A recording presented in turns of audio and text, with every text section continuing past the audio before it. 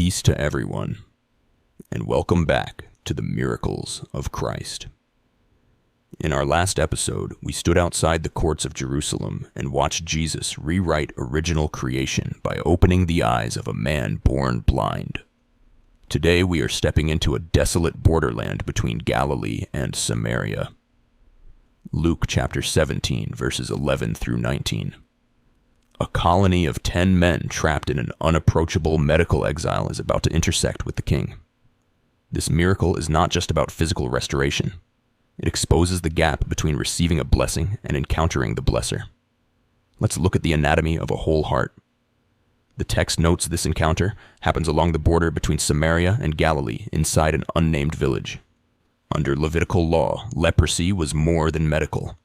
It was a permanent civil and religious death sentence.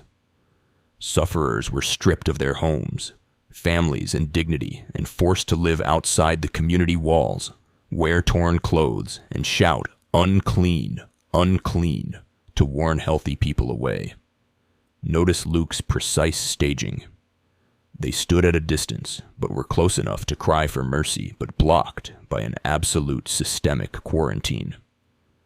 The colony contains both Jews and Samaritans who normally loathed each other. Shared trauma broke down their cultural walls and united them in a single cry for mercy.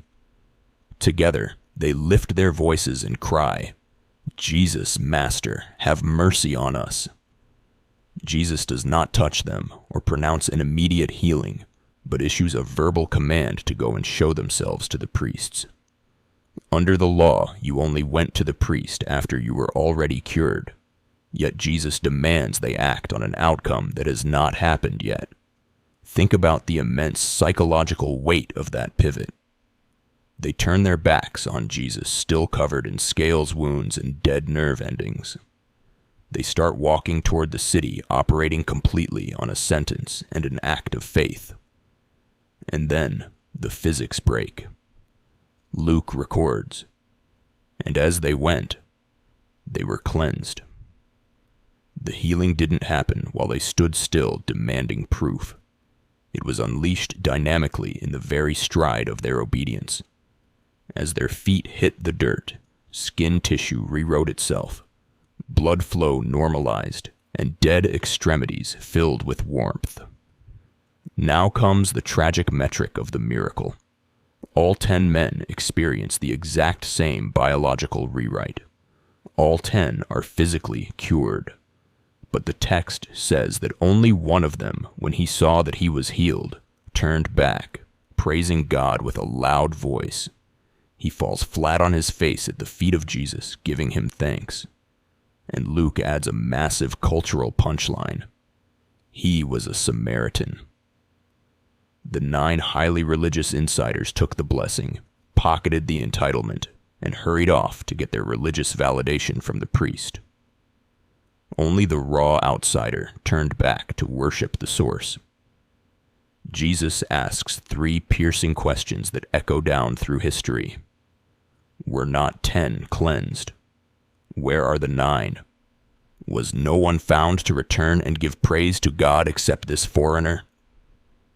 Then he looks down at the Samaritan and says, "Rise and go your way. Your faith has made you well." In the original Greek, the word for "made you well" is sesaken, which means to save, rescue, or make completely whole. The 9 got their skin cleaned, but they left with dead hearts. Only the grateful man got saved. He didn't just walk away with functional limbs. He walked away with an eternal covenant connection to the King. This encounter maps out 3 critical dimensions of human behavior. First, transactional entitlement, the default human setting that pockets God's grace without ever looking at his face. Second, the consumer loop, using Jesus purely as a cosmic pharmacy to fix your symptoms while keeping him at a distance. And third, whole heart alignment.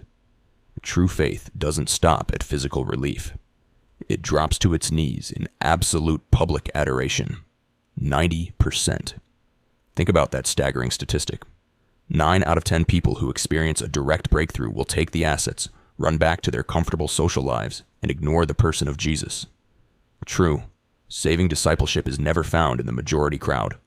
It is found in the lonely 10% who break ranks to worship the King. Let's run a critical ledger check on our lifestyle this afternoon. Are you acting like a religious consumer, screaming for mercy when your business or family is sinking, but dropping devotion when the crisis clears? Are you living in entitled comfort, treating divine favor as a right rather than a scandalous mercy? Or are you a 10% Samaritan who breaks away in the middle of your breakthrough to loudly praise the Creator? The data of the kingdom is unshakable. Settling for superficial relief leaves your soul bankrupt. Maximum spiritual fortifying occurs only when we match our healing with absolute covenant gratitude. As we bring episode 12 to a close this afternoon, let's step onto the borderland trail.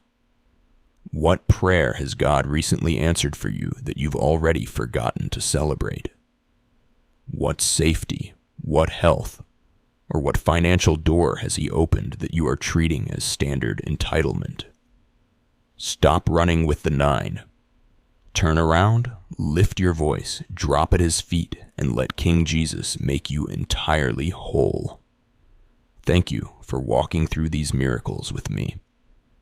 Go out, walk in that raw gratitude, and I will see you in our next foundational series. God bless you. It is all about Jesus.